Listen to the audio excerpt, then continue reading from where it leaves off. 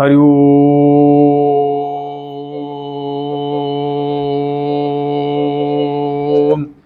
ओम सहनाववतु सहनो भुनक्तु सवीर्यं करवावहे तेजस्विनो अवधीतमस्तु मा विद्विषावहे। ओम शांति शांति शांति।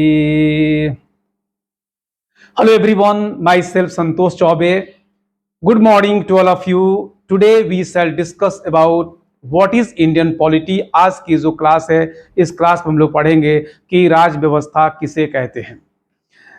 देखिए, चाहे वह आपकी इंडियन सिविल सर्विसेज की बात हो या प्रोविंशियल सिविल सर्विसेज की बात हो या फिर एसएससी की बात हो या रेलवेज की परीक्षा की बात हो या फिर हम लोग आरओ एआरओ की परीक्षाओं की बात करें या यूपीएसआई की बात करें, इन सभी परीक्षाओं में इंडियन पॉलिटी से ठीक ठाक प्रश्न पूछे जाते हैं।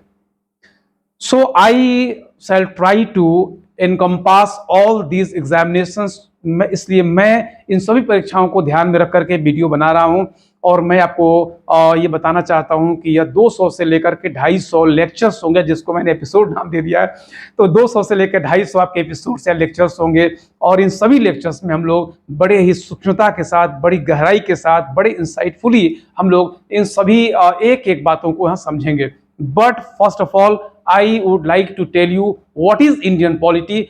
आज की क्लास में पढ़ेंगे कि जो भारतीय राज व्यवस्था, इस भारतीय राज व्यवस्था में राज व्यवस्था किसे कहते हैं। तो आइए हम लोग पढ़ते हैं कि व्हाट इज पॉलिटी, राज व्यवस्था क्या है। देखो, राज व्यवस्था के लिए जो हिंदी का शब्द है राज व्यवस्था, उसके लिए हम लोग अंग्रेजी का शब्द इस्तेमाल करते हैं पॉलिटी। पॉलिटी तो मैं बताऊं आपको कि जो पॉलिटी शब्द है यह लैटिन भाषा के शब्द पॉलिटिया से निकला हुआ है, जिसका अर्थ होता है ऑर्गेनाइज्ड गवर्नमेंट, अर्थात व्यवस्थित सरकार। तो यहाँ पे हम लोग पढ़ते हैं व्यवस्थित प्रकार की सरकार का हम लोग यहाँ पे अध्ययन करते हैं। जो पॉलिटी है इसमें हम लोग व्यवस्थित प्रकार की सरकार के बारे में अध्ययन करेंगे। अगर हम लोग उसके शाब्दिक अर्थ की बात करें तो अब सवाल यह है कि जब आप व्यवस्थित प्रकार की सरकार मतलब सरकार की व्यवस्था के बारे में अध्ययन करोगे तो आपको इसमें क्या पढ़ना चाहिए। तो सबसे first of all we must study about what is government, सरकार किसे कहते हैं। नंबर 2 पढ़ना चाहिए टाइप्स ऑफ गवर्नमेंट, सरकार के कितने प्रकार हैं पूरी दुनिया में। नंबर 3 हमें पढ़ना चाहिए कि जो सरकार है उसके कौन कौन से अंग हैं, कौन कौन से ऑर्गन्स हैं जिसके माध्यम से वो कार्य करती है, उसके कार्य क्या हैं और उन सरकार के अंगों पर कौन से प्रतिबंध लगाए गए हैं ताकि वह व्यवस्थित तरीके से कार्य कर सके, क्योंकि अंततः सरकार में भी लोग ही काम करते हैं। तो आइए हम लोग बात करते हैं कि जो इंडियन पॉलिटी या भारतीय राज व्यवस्था है इसमें हम लोग क्या पढ़ेंगे। तो सबसे पहले मैं आपको बता दूं कि यहाँ पे आप देख लो, यह जो आपका हो गया पॉलिटी। तो पॉलिटी में हम क्या पढ़ेंगे। तो सबसे पहले बता दूं कि पॉलिटी में नंबर 1 हमें पढ़ना चाहिए डेफिनेशन ऑफ गवर्नमेंट, सरकार की परिभाषा। नंबर 2 हमें देखना चाहिए कि सरकार कितने प्रकार के हैं। तो दूसरा हो गया टाइप्स ऑफ गवर्नमेंट, सरकार के प्रकार। नंबर 3 आपका आ जाएगा ऑर्गन्स ऑफ गवर्नमेंट अर्थात सरकार के अंग एंड देयर फंक्शंस और उनके कार्य। और नंबर 4 में क्या हो गया, नंबर 4 में आ गया लिमिटेशंस ऑफ गवर्नमेंट, सरकार की सीमाएं। तो चलिए हम लोग बात करते हैं। सबसे पहले हम लोग बात करेंगे डेफिनेशन ऑफ गवर्नमेंट की। देखिए, जब आप इंडियन पॉलिटी पढ़ रहे हो तो आपको सबसे पहले पढ़ना चाहिए सरकार क्या है, फिर सरकार के प्रकार कितने हैं, सरकार के अंग कौन कौन से हैं और उन अंगों के कार्य क्या है और उनकी सीमाएं क्या है। तो सबसे पहले आ गया डेफिनेशन ऑफ गवर्नमेंट अर्थात यह हो गई सरकार की परिभाषा। अब अगर आपसे मैं पूछूं कि मोदी जी कौन है, योगी जी कौन है, तो आप कहोगे मोदी जी योगी जी ही तो सरकार हैं। ये केंद्र में सरकार है, दूसरी राज्य में सरकार है। लेकिन मैं अगर बात कहूं कि क्या मोदी जी योगी जी अकेले सरकार हैं क्या, तो आप कहोगे सर उनके साथ में मंत्री परिषद है, बहुत सारे प्रशासनिक अधिकारी सब मिलकर सरकार बनाते हैं। तो जाहिर सी बात यह है कि सरकार कौन हो गया, तो सरकार में पहला नंबर आ गया कि इसमें आगे group of people. Group of people, यह व्यक्तियों का समूह है, यह व्यक्तियों का समूह है। क्या सभी व्यक्तियों के समूह को सरकार कहते हैं क्या, तो आप कहोगे सभी व्यक्तियों के सरकार समूह को सरकार नहीं कह सकते, हम लोग भी तो व्यक्तियों के समूह हैं। तो क्या हम सरकार हैं क्या, सरकार नहीं है। सरकार वह है जिसे कानून के द्वारा हमारी व्यवस्था को चलाने के लिए अधिकृत किया गया है। तो हम लोग कह सकते हैं कि government group of people who are authorized to rule, authorized to rule, जिसे शासन चलाने के लिए प्राधिकृत किया गया है। और शासन का उद्देश्य क्या है, तो उद्देश्य है आपका टू कंडक्ट द स्टेट, राज्य को सुचारू रूप से चलाने के लिए जो व्यक्तियों के समूह को प्राधिकृत किया जाता है, उन व्यक्तियों के समूह को हम लोग सरकार कहते हैं। ठीक है, कि जैसे मोदी जी हैं, जैसे योगी जी हैं, तो इनको कानून के द्वारा यह अधिकार दिया जाता है कि वो हमारे ऊपर शासन चला सकें। इस प्रकार से सरकार में हो गया group of people organize to rule, to conduct the state, राज्य को संचालित करने के लिए व्यक्तियों के समूह को जो कानून के द्वारा प्राधिकृत किए जाते हैं शासन चलाने के लिए, इन सबको हम लोग मिला करके सरकार कहते हैं। अब यहाँ पे आ गया कि दुनिया में अगर हम बात करें तो कितने टाइप के गवर्नमेंट हो गए, तो यहाँ पर आ गया types of government. Types of government, सरकार के प्रकार। अब मैं बताना चाहूंगा आपको कि अगर आप बात कर लो यूनाइटेड स्टेट्स ऑफ अमेरिका की, बात आप कर लो ब्राजील की, बात आप कर लो अर्जेंटीना की, बात आप कर लो रशिया की, तो यहाँ पे आपको क्या देखने को मिलेगा, यहाँ पर देखने को मिलेगा कि यहाँ पर एक आपका हेड है, एक आपका हेड है, वह संविधान में के द्वारा उसको वहाँ उस राज्य का जो है वह मुख्य बनाया गया है। वह सरकार भी चलाता है, वह नाम का प्रधान भी है, समारोही प्रधान भी है, वह जो है वास्तविक प्रधान भी है। तो सभी प्रकार की प्रधानता उस एक व्यक्ति के पास होती है जो वहाँ का राष्ट्राध्यक्ष होता है, या वहाँ का जो है वह राष्ट्रपति या प्रेसिडेंट होता है। तो ऐसी सरकार जहां पे आपको एक व्यक्ति प्रधान होता है, उस प्रकार की सरकार को हम लोग कहते हैं presidential form of government. Presidential form of government अर्थात यह हो गया अध्यक्षात्मक,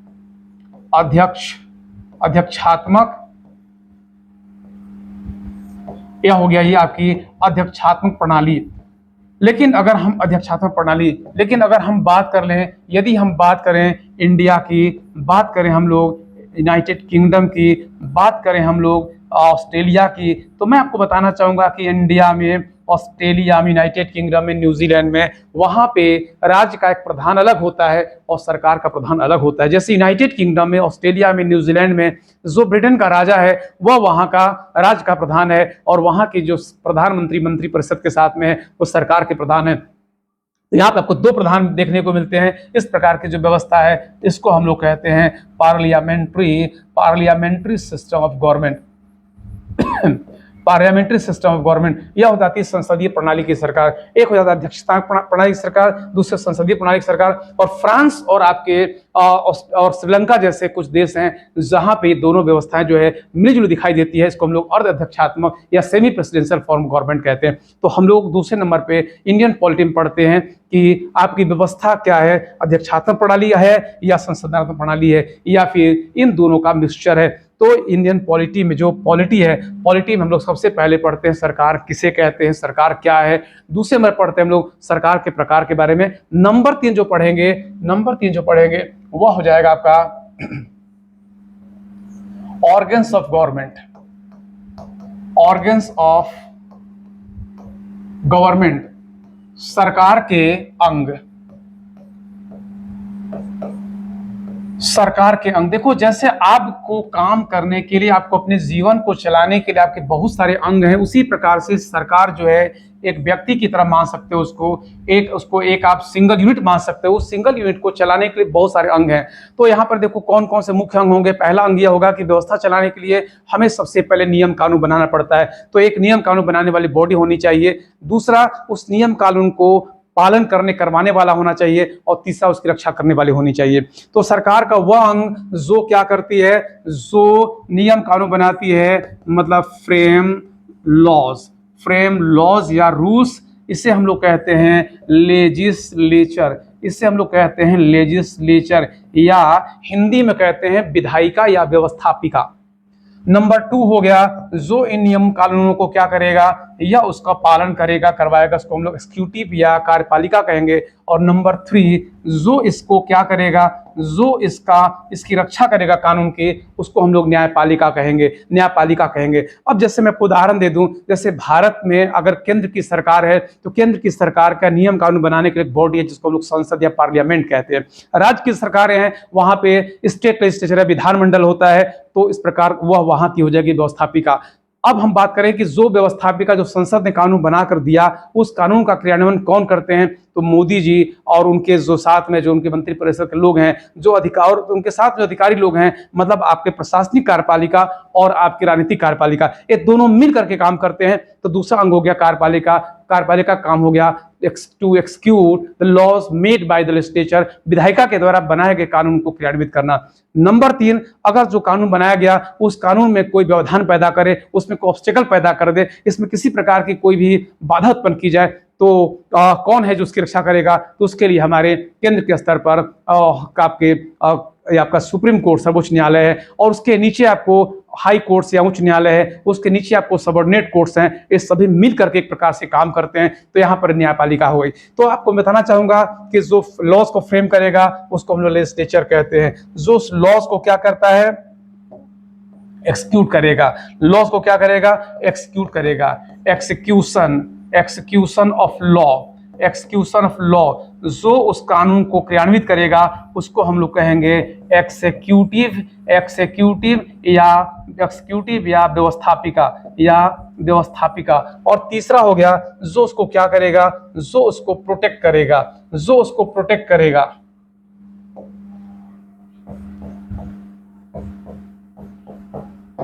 प्रोटेक्शन ऑफ लॉ, जो उस कानून को प्रोटेक्ट करेगा उसे हम कहेंगे जुडिशियरी या विधायिका। जैसे मैंने उदाहरण दिया कि भारत की बात करोगे तो केंद्र के स्तर पर भारत की जो संसद है यह आपकी विधायिका के रूप में काम करती है, और राज्य के स्तर पर विधानमंडल। इसी तरीके से यदि हम लोग बात करेंगे केंद्र के स्तर पर, तो भारत के राष्ट्रपति हो गए, भारत के प्रधानमंत्री और उनके साथ में कार्य करने वाले मंत्रिपरिषद के लोग, ये सब आपके कार्यपालिका के लोग हो जाएंगे। और इसी प्रकार से आपका सर्वोच्च न्यायालय, उच्च न्यायालय, जो भारत की न्यायपालिका, यह हो जाए कि आपको जुडिशरी। तो सरकार के आपको 3 अंग हो गए, आपको विधायिका, कार्यपालिका और हो गई व्यवस्थापिका या न्यायपालिका।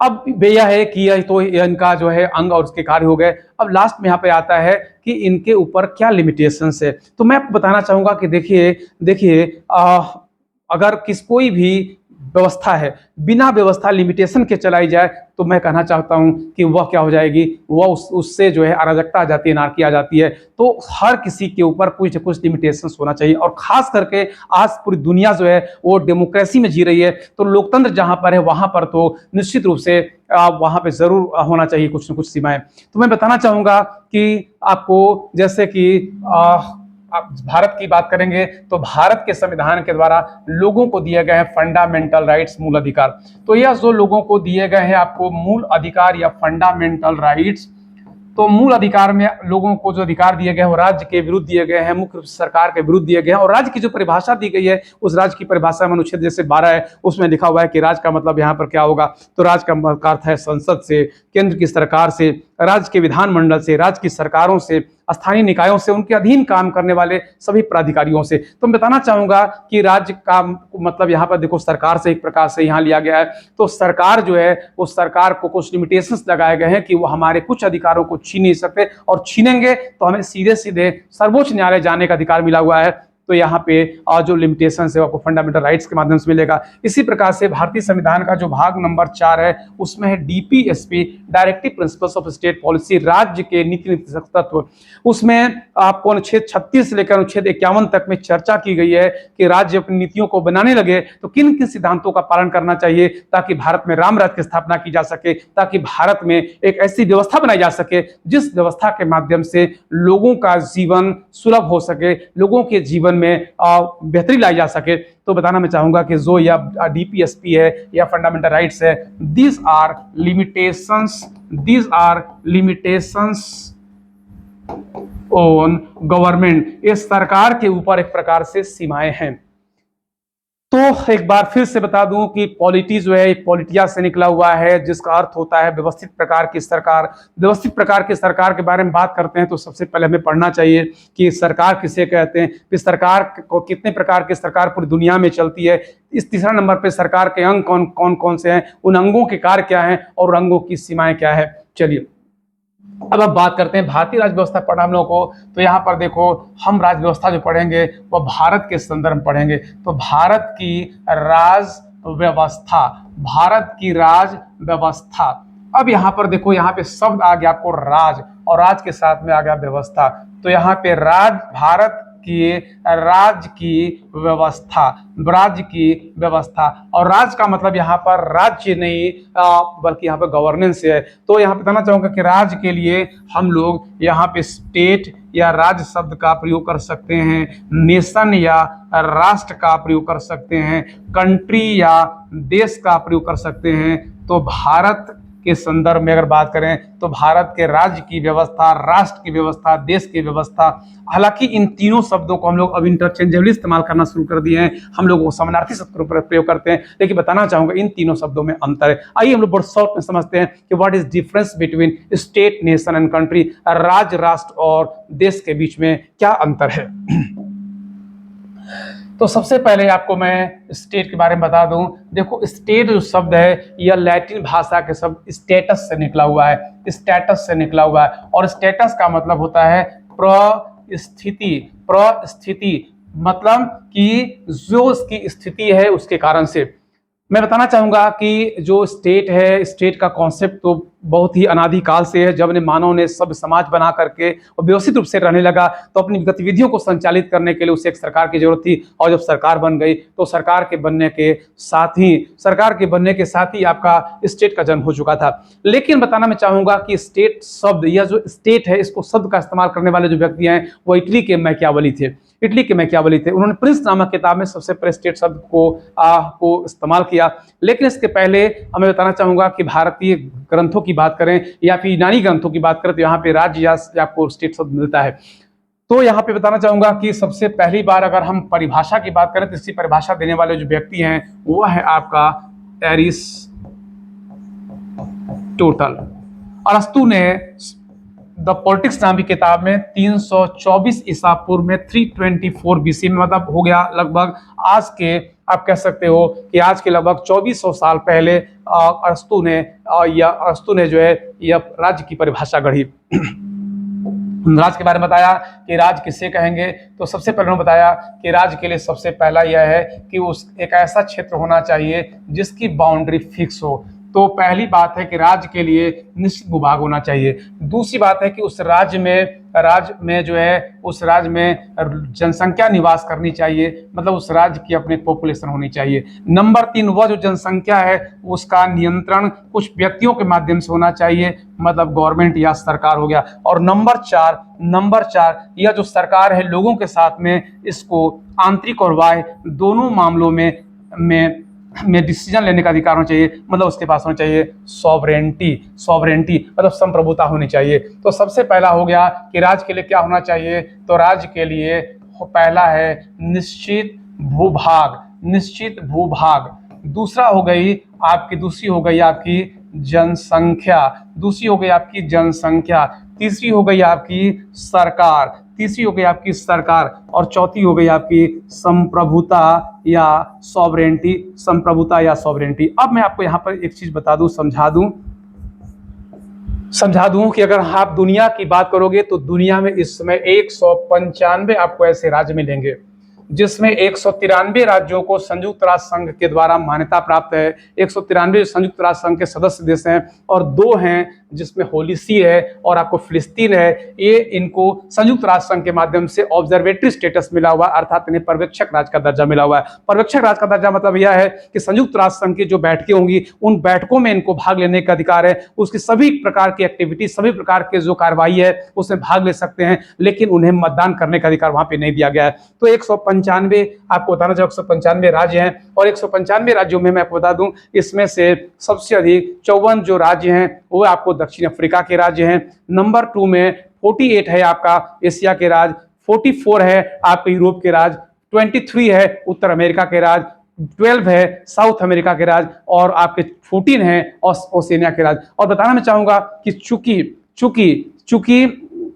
आपका जो अंटार्कटिका एक महाद्वीप है उसमें कोई जनसंख्या निवास नहीं करती, अतः वहां पे कोई राज्य भी नहीं है, तो कोई राज्य भी नहीं है। तो सबसे पहला हो गया कि उसका निश्चित भूभाग होना चाहिए, दूसरा हो गया कि वहां पे जनसंख्या होनी चाहिए। और मैंने बताया ना कि इसी का यही कारण है कि दुनिया के जो 7 महाद्वीप हैं, एशिया, अफ्रीका, उत्तर अमेरिका, दक्षिण अमेरिका, इसी के साथ में आपका अंटार्कटिका, यूरोप और आपका ऑस्ट्रेलिया, इसमें से 6 महाद्वीप में जनसंख्या निवास करती है, इसलिए ये राज्य इसी में से राज्य अब बनाए गए हैं। और बाकी बात अंटार्कटिका में जो है कोई जनसंख्या निवास नहीं करती, इसलिए वहां पे कोई भी राज्य भी वहां कोई राज्य भी नहीं है।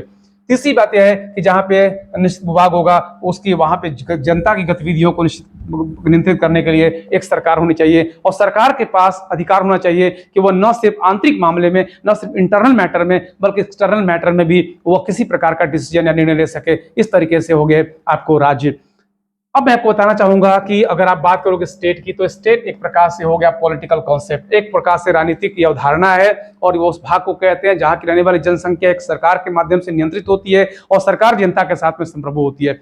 दूसरा का यहाँ पे राज्य के लिए हम लोग स्टेट के साथ साथ दूसरा इस्तेमाल करते हैं, वह शब्द है नेशन। नेशन मैं बता दूं कि नेशन जो है वो अंग्रेजी भाषा के नोशन से निकला हुआ है, और नोशन जो है फ्रांसीसी भाषा के शब्द नेसियोन से निकला हुआ है, नेसियोन से निकला हुआ है, जिसका अर्थ होता है आइडियाज या विचारधारा, आइडियाज या विचारधारा। तो आप इसके शाब्दिक आधार पर कर सकते हो कि राष्ट्र क्या है, तो राष्ट्र एक ऐसा भूभाग होता है जहां की रहने वाली जनसंख्या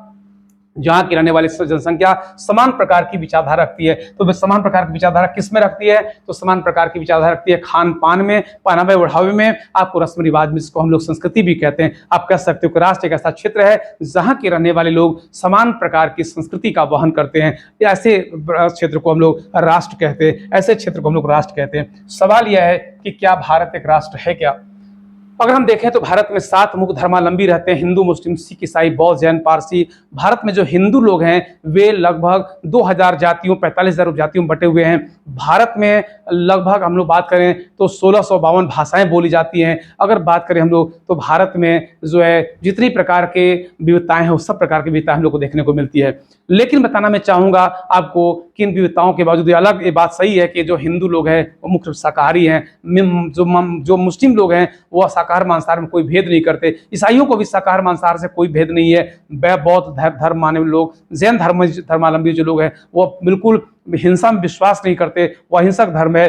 तो मैं मिला के बताना चाहूंगा कि खान पान के तरीकों में देखने में अंतर मिलेगा आपको, इसी प्रकार से पहनावे ओढ़ावे में भी कुछ अंतर देखने को मिलेगा, इसी प्रकार से रीति परंपराओं में देखने को अंतर मिलेगा। लेकिन बताना मैं चाहूंगा कि भारत में गंगा जमुना तहजीब है। जिस प्रकार से गंगा जमुना नदियां मिल करके संगम बनाती है, ठीक उसी प्रकार से भारत में सभी धर्मावलंबी आपस में इंटरमिंगल्ड हो गए हैं, अंतर्गुम्फित हो गए हैं, और उनको देखकर बताना बड़ा मुश्किल है कि कौन भारत में हिंदू है, कौन मुसलमान है, कौन सिख है, कौन ईसाई है। इस प्रकार से कह सकते हैं कि भारत में विविधताएं जरूर है, लेकिन इसके बावजूद भी भारत एक राष्ट्र है। तो भारत एक राज्य भी है, भारत एक राष्ट्र भी है। और बताना मैं चाहूंगा आपको कि अगर भारत के संविधान की बात करोगे तो भारत के संविधान में भी इस प्रकार के राष्ट्र शब्द मिलेंगे, जो अभी थोड़ी देर के बाद देखेंगे। तीसरा शब्द है आपको कंट्री या देश। कंट्री या देश कंट्री जो है यह लैटिन भाषा के शब्द कॉन्ट्रा से निकला हुआ है, जिसका अर्थ होता है ऑपोजिट। ऑपोजिट मतलब होता है आपका विपरीत। मतलब कुछ ऐसे क्षेत्र जो आपस में एक दूसरे से विभिन्नताएं रखते हैं, ऐसे क्षेत्रों को हम लोग देश कहते हैं। विभिन्नताएं किसमें रखेंगे? तो जलवायु में विभिन्नता रखते हो या वनस्पति में विभिन्नता रखते हो, ऐसे क्षेत्र में रहने वाले लोग जो है अलग देश का निर्माण करते हैं। तो मैं बताना चाहूंगा कि भारत को अगर देखा जाए तो भारत में जो हिमालय की चोटियां बर्फ से ढकी रहती हैं, लेकिन जब आप जाओगे रेगिस्तानों में तो वहां पे कड़ाके की गर्म बहुत सॉरी वहां पर जो है वह जलाने वाली गर्मी पड़ती है। इसी प्रकार से बात करें हम लोग तो मानसीराम में दुनिया की सबसे अधिक बारिश होती है, लेकिन लेह और जो आपके जैसलमेर के लोग हैं एक एक बूंद पानी के लिए तरस जाते हैं। लेकिन मिला जुला कर देखा जाए तो समग्र भारत की बात करेंगे जो 32,87,263 स्क्वायर किलोमीटर में फैला हुआ है, उस भारत की बात करें हम लोग तो वहाँ का मौसम जो है मानसूनी है। वहाँ की जो वनस्पति है वो पथड़ी प्रकार की वनस्पति है। तो इस प्रकार से हम कह सकते हैं कि भारत एक देश भी है, भारत एक राज्य भी है, भारत एक राष्ट्र भी है, भारत एक देश भी है। सवाल यह है इन तीनों में क्या अंतर है? अगर बात करें हम लोग तो जो स्टेट है यह एक प्रकार का पॉलिटिकल कॉन्सेप्ट है, एक राजनीतिक अवधारणा है। जो नेशन है वह एक प्रकार का आपका कल्चरल कॉन्सेप्ट है, यह एक सांस्कृतिक अवधारणा है। और जो आपका कंट्री है, जो देश है, यह एक जियोग्राफिकल कॉन्सेप्ट है, यह एक जियोग्राफिकल कॉन्सेप्ट है, अर्थात यह भौगोलिक अवधारणा है। तो भारत एक राजनीतिक रूप से एक राज्य है, भारत सांस्कृतिक रूप से एक राष्ट्र है, भारत भौगोलिक रूप से एक देश है, भारत भौगोलिक रूप से एक देश है। विविधताएं जरूर है, लेकिन इतने बड़े क्षेत्र में अगर थोड़ी बहुत विविधताएं हैं तो वह नहीं के बराबर है, उसको इग्नोर किया जा सकता है। जहां तक भारत के संविधान की बात है तो बताना चाहूंगा कि भारत के संविधान में इंडिया के लिए स्टेट शब्द का प्रयोग नहीं किया गया, बल्कि भारत के जो प्रांत हैं उन प्रांतों के स्टेट शब्द का प्रयोग किया गया है। लेकिन मैं बताना चाहूंगा इसका मतलब यह नहीं है कि जो हमारे भारत का संविधान लिखने वाले लोग थे उनको स्टेट का मतलब देश से नहीं था, क्योंकि भारतीय संविधान का अनुच्छेद 9 में लिखा हुआ है कि if any citizen of India acquire the citizenship of a foreign state then his Indian citizenship is lost। यदि भारत का कोई भी नागरिक भारत की नागरिकता को छोड़ करके किसी विदेशी राज्य की नागरिकता त्याग कर लेता है तो भारत की नागरिकता का भारत की नागरिकता उससे समाप्त हो जाएगी। तो यहाँ पर देखो, यहाँ पे स्टेट जो की बात की गई वहां पर ये एक राज्य की जो बात की गई है वो देश के संदर्भ में ही किया जा रहा है। हालांकि बताना मैं चाहूंगा कि जो भारतीय संविधान का भाग 6 है उसमें राज्य की जो बात की गई है वो प्रांतों के बारे में बात की गई है, लेकिन आपको राज्य की परिभाषा जो है अनुच्छेद 1236 में दी गई है, वहां पे सरकारों के बारे में बात की गई है। तो भारतीय जो संविधान निर्माता जो लोग थे भारत के, उन्होंने राज्य को यहाँ पर बड़े ही अलग तरीके से देखने का कार्य किया। लेकिन मैं बताना चाहूंगा कि इसके बावजूद भी राज्य का मतलब यहाँ पर राष्ट्र या देश से भी है, इस ये बात उनके मन के अंदर था। और यही कारण है कि भारतीय संविधान के अनुच्छेद 9 में जो राज्य जो कहा गया है कि जब कोई व्यक्ति विदेशी राज्य की नागरिकता प्राप्त कर लेगा तो भारत की नागरिकता अपने आप समाप्त हो जाएगी। यहाँ पे राज्य का मतलब इसी से है। इसी प्रकार से बताना मैं चाहूंगा कि अगर हम राष्ट्र की बात करेंगे तो अगर आप इंडियन के संविधान की प्रस्तावना की बारे में बात करोगे तो भारतीय संविधान के जो प्रस्तावना उसमें लिखा हुआ है कि we the people of India having solemn resolve to constitute India into a sovereign socialist secular and democratic republic and to secure to all citizens justice, social, economic, political liberty of thought, expression, belief, faith and worship, equality of status and opportunity, and to promote among them all fraternity, assuming the dignity of individuals, to the unity and integrity of the nation, do hereby in this constituent assembly on 26 November 1949 do adopt, enact and give to ourselves this constitution। यहाँ पे देखो लिखा हुआ है कि हम भारत के लोग भारत को संपूर्ण बहुत संपन्न समाजवादी पंथनिरपेक्ष लोकतंत्रात्मक गणराज्य बनाने के हम भारत के लोग भारत को संपूर्ण बहुत संपन्न समाजवादी पंथनिरपेक्ष लोकतंत्रात्मक गणराज्य बनाने के लिए और उसके समस्त नागरिकों को सामाजिक, आर्थिक, राजनीतिक न्याय, विचार, व्यक्ति, विश्वास, धर्म, उपासना, स्वतंत्रता, व्यक्ति की प्रतिष्ठा और राष्ट्र की व्यक्ति की प्रतिष्ठा और उसकी गरिमा, व्यक्ति की प्रतिष्ठा और राष्ट्र की एकता और अखंडता सुनिश्चित करने वाली बनता बढ़ाने के लिए। तो यहाँ पर देखो बताना मैं चाहूंगा कि यहाँ पे जो आपका जो प्रेम्बल है, प्रेम्बल में यहाँ पर नेशन शब्द का प्रयोग किया गया है, नेशन शब्द का प्रयोग किया गया है। इसी प्रकार से मूल कर्तव्य है, मूल कर्तव्य में नेशन शब्द का प्रयोग किया गया। वहां पर कहा गया है कि कोई व्यक्ति जो है सब भारत के सभी नागरिकों का यह कर्तव्य होगा कि वह अपने राष्ट्र के आह्वान किए जाने पर उसकी रक्षा के लिए हमेशा तैयार रहें। इसी प्रकार से मैं बताना चाहूंगा कि भारत का एक नेशनल फ्लैग है, एक नेशनल जो है एंथेम है, एक नेशनल सॉन्ग है। तो यहाँ पे राष्ट्र का प्रयोग यहाँ पर किया गया। भारत एक राष्ट्र है। कंट्री की जहां तक बात है तो बताना मैं चाहूंगा कि भारतीय संविधान के अनुच्छेद 37 में लिखा हुआ है कि directive principles of state policies are the fundamental in the governance of the country but in spite of it these are not enforced in any court of law. लिखा हुआ है कि जो राज्य के नीति निदेशक सिद्धांत हैं यह भारत के देश की शासन व्यवस्था के लिए यह मूलभूत हैं, लेकिन इसके बावजूद इन्हें किसी न्यायालय में परिवर्तित नहीं किया जा सकता। यहाँ पर अनुच्छेद 37 में आप क्या देख रहे हो, भारत के लिए अनुच्छेद 37 में भारत के अनुच्छेद 37 जो है देश शब्द का प्रयोग किया गया है। इसी प्रकार से मैं तुम्हें बताया कि प्रेम्बल की बात ले लें या फिर आप मूल कर्तव्यों की बात ले लें, वहां पर भारत राष्ट्र शब्द का प्रयोग किया गया। भारत के लिए हालांकि राज्य शब्द का प्रयोग नहीं किया गया, प्रांतों के लिए किया गया है, लेकिन बताना चाहूंगा कि राज्य का मतलब देश से है, यह अनुच्छेद 9 को पढ़ने से मिल जाता है। तो भारत राज्य भी है, राष्ट्र भी है, देश भी है। अब देखो बताना मैं चाहूंगा इन सारी व्यवस्थाओं को, जो भारत की राज्य व्यवस्था है मतलब भारत की सरकार के बारे में समग्रता के साथ अध्ययन, इसके लिए भारत में बहुत सारे कानून किताबें हैं। उनमें से एक प्रमुख कानून किताब है जिसका नाम है इंडियन कॉन्स्टिट्यूशन, भारत का संविधान। तो जो हमारी नेक्स्ट क्लास होगी उसमें पढ़ेंगे हम लोग व्हाट इज कॉन्स्टिट्यूशन, संविधान किसे कहते हैं। तो thank you very much everyone, thank you so much.